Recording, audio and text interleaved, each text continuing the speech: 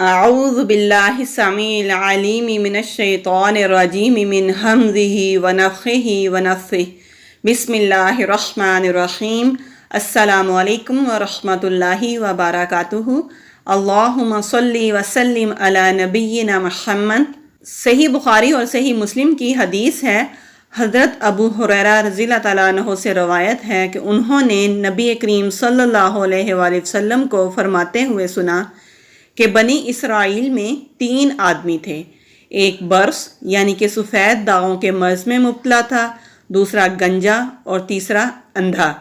اللہ تعالیٰ نے ان کو آزمانے کا ارادہ فرمایا، پس ان کی طرف ایک فرشتہ بھیجا۔ فرشتہ پہلے برص والے کے پاس آیا، اس سے پوچھا، تجھے کون سی چیز سب سے زیادہ محبوب ہے؟ اس نے جواب دیا، اچھا رنگ، خوبصورت جسم، نیز یہ کہ مجھ سے برص کی یہ بیماری دور ہو جائے جس کی وجہ سے لوگ مجھ سے گھن کھاتے ہیں۔ فرشتے نے اس کے جسم پر ہاتھ پھیرا، جس سے اللہ کے حکم سے اس کی گھن کھانے والی بیماری دور ہو گئی اور اسے خوبصورت رنگ دے دیا گیا۔ فرشتے نے اس سے پوچھا، تجھے کون سا مال زیادہ پسند ہے؟ اس نے کہا، اونٹ، یا کہا گائے۔ اس کے بارے میں راوی کو شک ہے کہ اس نے اونٹ کہا یا گائے کہا، چنانچہ اسے 8-10 مہینے کی حاملہ اونٹنی دے دی گئی اور فرشتے نے اسے دعا دی کہ اللہ تعالیٰ تیرے لیے اس میں برکت عطا فرمائے۔ پھر وہ فرشتہ گنجے کے پاس آیا، اس نے اس سے پوچھا، تجھے کون سی چیز سب سے زیادہ پسند ہے؟ اس نے کہا، اچھے بال، نیز یہ کہ میرا یہ گنجا پن ختم ہو جائے جس کی وجہ سے لوگ مجھ سے نفرت کرتے ہیں۔ فرشتے نے اس کے جسم پر ہاتھ پھیرا، جس سے اس کا گنجا پن دور ہو گیا اور اسے اللہ کی طرف سے خوبصورت بال عطا کر دیے گئے۔ فرشتے نے اس سے پوچھا، تجھے کون سا مال زیادہ پسند ہے؟ اس نے کہا، گائے۔ چنانچہ اسے ایک حاملہ گائے دے دی گئی اور دعا دی کہ اللہ تعالیٰ تیرے لیے اس میں برکت عطا فرمائے۔ اس کے بعد فرشتہ اندھے کے پاس آیا، اس سے پوچھا، تجھے کون سی چیز سب سے زیادہ پسند ہے؟ اس نے کہا، یہ کہ اللہ مجھے میری بینائی لوٹا دے، پس میں لوگوں کو دیکھوں۔ فرشتے نے اس پر ہاتھ پھیرا، پس اللہ نے اس کی بینائی بحال کر دی۔ فرشتے نے اس سے پوچھا، تجھے کون سا مال زیادہ پسند ہے؟ اس نے کہا، بکریاں۔ پس اسے ایک بچہ جننے والی یعنی کہ ایک حاملہ بکری دے دی گئی۔ پھر اس کے بعد دونوں برص والے اور گنجے کے ہاں بھی دونوں جانوروں یعنی کہ اونٹنی اور گائے کی نسل خوب بڑھی، اور نابینا کے ہاں بھی بکری نے بچے دیے۔ پس مرض برص والے کے ہاں ایک وادی اونٹوں کی، اور گنجے کے ہاں ایک وادی گایوں کی، اور اندھے کے ہاں ایک وادی بکریوں کی ہو گئی۔ یعنی اللہ تعالیٰ نے ان کے جانوروں میں اتنی برکت عطا فرمائی کہ تینوں جانوروں کی ایک ایک وادی ہو گئی۔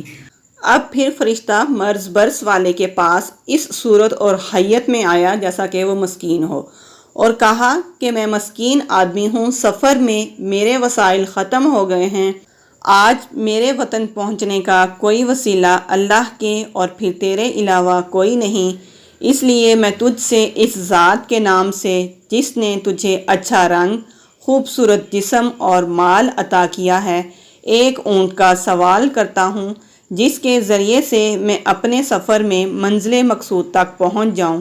اس نے جواب دیا، یعنی کہ برص والے نے جواب دیا، میرے ذمے پہلے ہی بہت سے حقوق ہیں۔ یہ سن کر فرشتے نے اس سے کہا، گویا کہ میں تجھے پہچانتا ہوں، کیا تو وہی نہیں ہے جس کے جسموں پر سفید داغ تھے؟ لوگ تجھ سے گھن یعنی کہ نفرت کھاتے تھے، تو فقیر تھا، اللہ تعالیٰ نے تجھے مال سے نواز دیا۔ اس نے کہا، یہ مال تو مجھے میرے باپ دادا سے ورثے میں ملا ہے۔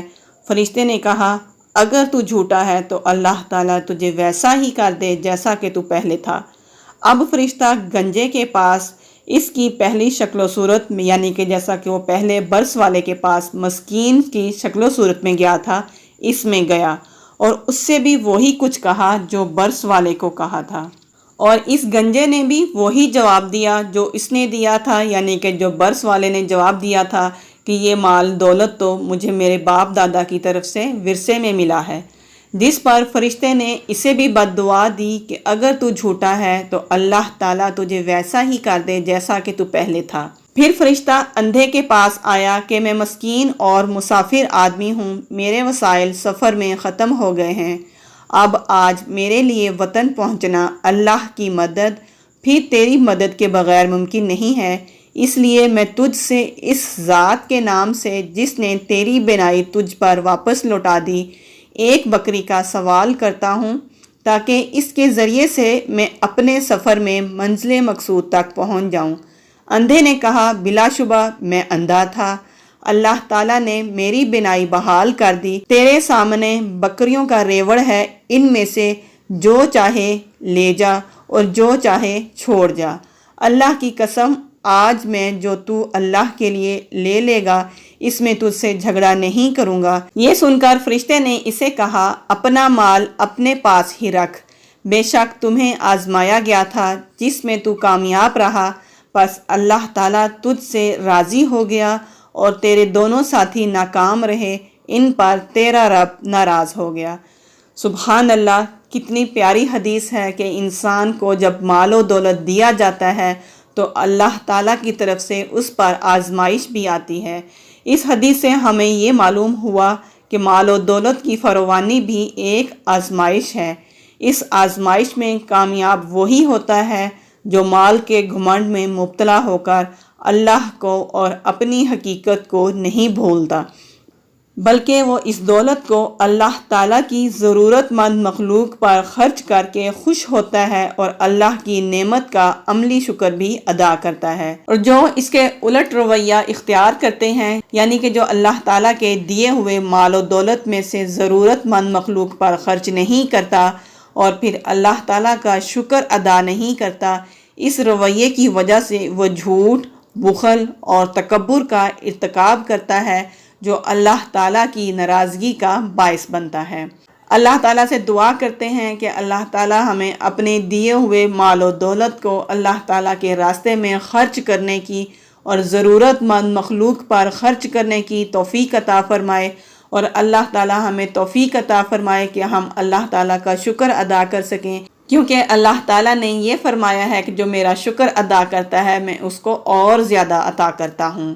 اللہ تعالیٰ ہماری دعاؤں کو اپنی بارگاہ الہی میں قبول و منظور فرمائے، آمین۔ ویڈیو کو شیئر کیجیے گا، اگر آپ نے ابھی تک سبسکرائب نہیں کیا تو سبسکرائب بھی کیجیے گا۔